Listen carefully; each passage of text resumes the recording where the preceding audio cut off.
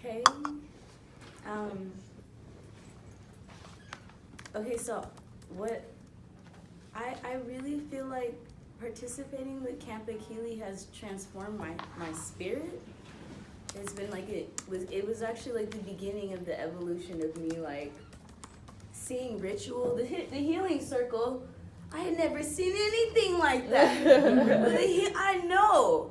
And then I was just like, oh my gosh, and like seeing like women surrender and scream and cry and like be like courageously vulnerable and seeing the science of that, like what that does for our spirits and liberates. And then I saw Jazz and Mazan doing amazing work with children. I was like, I want to be magic. I want to be magic. I am magic. And then that's what it was like. It was like that when you realize you've got it all along. And so like building that, the like attuning and refining our muscles as a healer, like seeing them, owning it, and then like building that capacity has been so cool. And like I would have never thought that you had not. I'm saying it. I'm telling you, that's why. You need to like you present about these things. You need to like scaffold and tell people that you're a hippie chakra, right? And that, but it started because it can't. You know what I mean? Yeah. So, social toxicity and like seeing how I'm a perpetrator in that toxicity, karma, and using the karma principles to like really attune and refine it and extract attitudes and behaviors that are no longer serving me or future. Yes, Lord. I really appreciated the karma principles. That leads me to the next question. Wait. Oh, sorry, Keith. All is well. My bad. All is well. No, go ahead. My bad. All is well. It's the bell. It's the bell. It is. Flourish Agenda's trainings have impacted my work with youth. I have learned to be audaciously authentic in my skin and how I show up. And to always carve out that space, no matter how tough that terrain may be, because those youth are always watching and they need that space carved out. I have learned that there's still work to be done. There are conversations that need to go a lot deeper than surface level, and trainings and workshops should be in place for that. But then on a beautiful, beautiful, beautiful note, the networks. The networks. I wouldn't be where I am right now. The networks. That right there alone is a reason to be involved. And that's that. Yes, Blazer. Okay. Come on now. Come on now. I know. Network.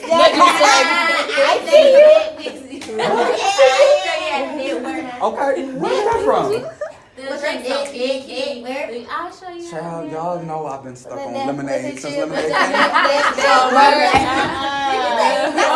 I've been stuck on lemonade since lemonade came out. I'm waiting for the next. Time. We got 30 minutes. That brings me to the next question. We're going to talk about the karma principle, but I just want to make sure I capture correctly.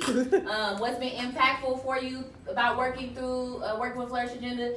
Emotional maturity, spiritual growth, transformation, awakening and release. Being connected, being in tune, processing, tools to process, open to sharing knowledge and resources with others now. It has given you a voice, confidence, agency, developing skills, building your capacity, exposure to healing and safe spaces. I am because we are. Seeing that because you are, we are. Impact, creating community, meaningful relationships with youth and others, seeing actual change and building legacy. Context, vision, self-actualization, career, appointed jobs, relationships, a mirror to see yourself, attunement, perseverance, vision, networks, being seen and acknowledged, culture, self-worth, a place to stand in, personal truth, how to be an active listener and leader, a platform to affect social change. Boop, bop, bam. I told my manager I'm really a good listener. I shouldn't be arguing with my husband if I know how to do this, but it works when I want it. All right. Still human. So the next question is, which karma principle has been the most effective for you? Which principle have you tried to incorporate in your day to day? Which one has made a major difference? What difference have you noticed from using it? You can answer any of those, but like which one of these principles? And I put the karma principles up here. Karma stands for culture, agency, relationships, meaning, and aspirations. I'll go first. All So right. for me, relationship. I don't necessarily have a big family that I have a relationship and everything with and all of that. So having the community behind me, such as Camp Akili, is hella important. I didn't realize how important it was for me with this family that I have. Realistically, till like this last year and a half. Last year was a really rough year for me. And this year has been a year about me acknowledging my relationships and the growth of my relationships, sisterhood and friendships.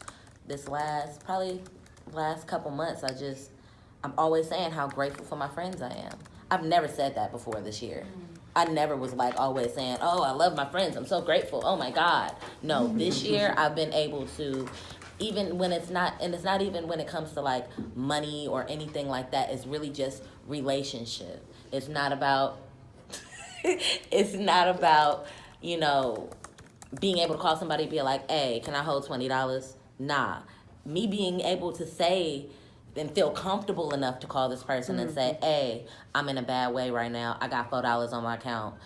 Can I hold some? Knowing that I can call this person and that's okay. You know, and they're like, it's good, sis, I'm about to pull up on you right quick.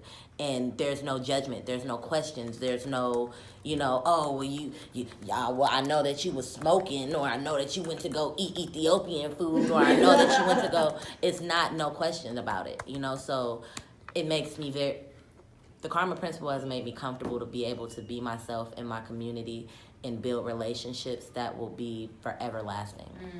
All right. Shay. Thank you. Thank you. I want to unicorn back on that. This is the same signal in my classroom. Relationships as well. I will even like in my head think, okay, I've been like when I'm going through it, like okay, I tapped into my culture, I tapped into agency.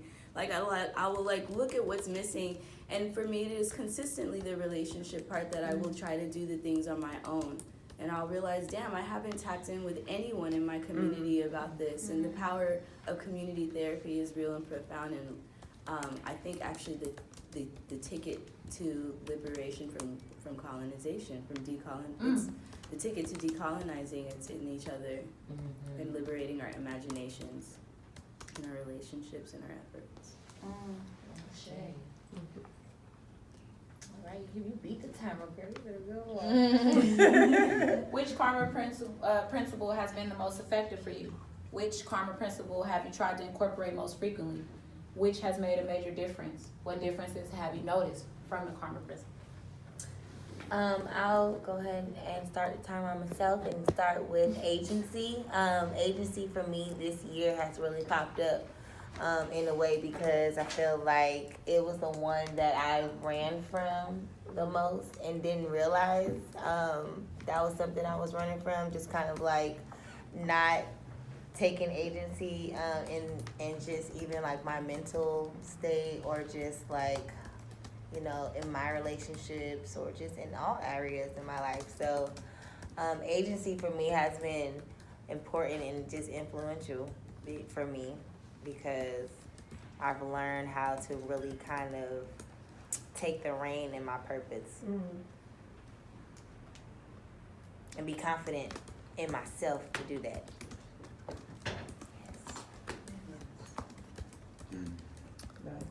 Shade, friend. I beat the timer. All right, I guess I'll go. So I'm kind of combining 3 into 1 right now because I feel like I'm getting more knowledge as far as my culture and our history and just really just us as Black people, and I'm using that to help build the relationship between me and my son, because his dad is like really into the Bible, and that's something that he just like really has embedded in him just naturally.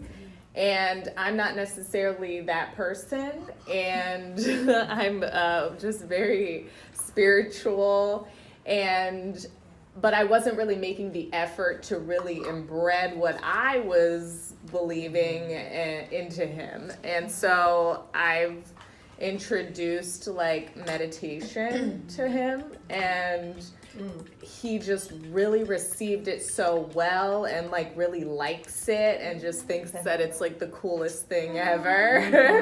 So like just giving him that and then like actually having him use it to both help me and his aspirations on trying to like reach a better relationship, because I can be a little short-tempered at times because I just have so much going on that I expect so much from him, and like when he doesn't always meet up to that, it's like a head bump.